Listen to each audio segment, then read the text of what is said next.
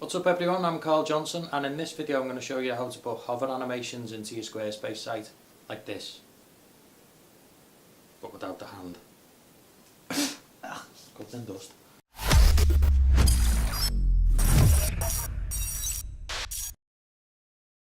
Okay, so we've got a test site here and we've got a bit of text and a picture of a drone, which now this picture of a drone, we're going to make it look like it's moving very slowly up and down, just to give the page a bit of dynamic.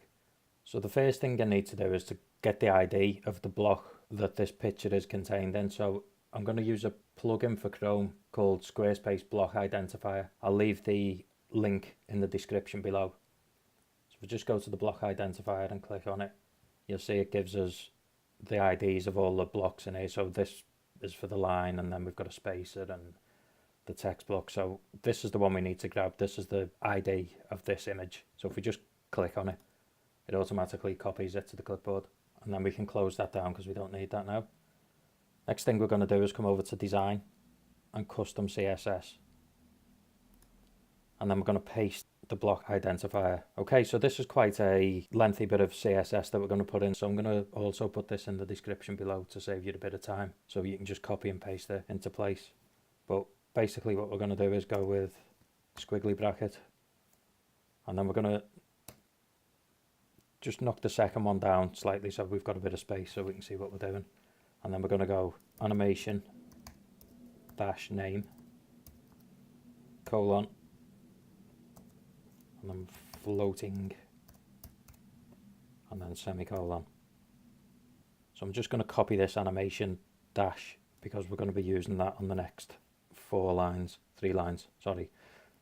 So come down a line, paste animation, and then this one we want iteration dash count and then colon infinite semicolon, and then again paste animation, next one's duration,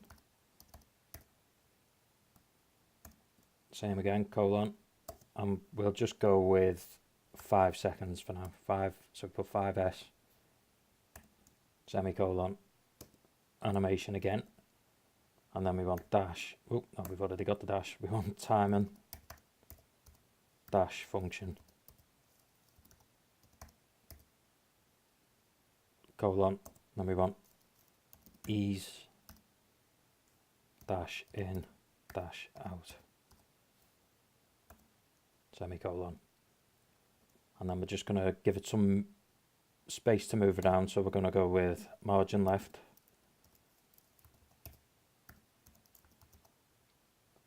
and we go with 30px for now, and you see that that moved the image of the drone over slightly, and then we'll go margin top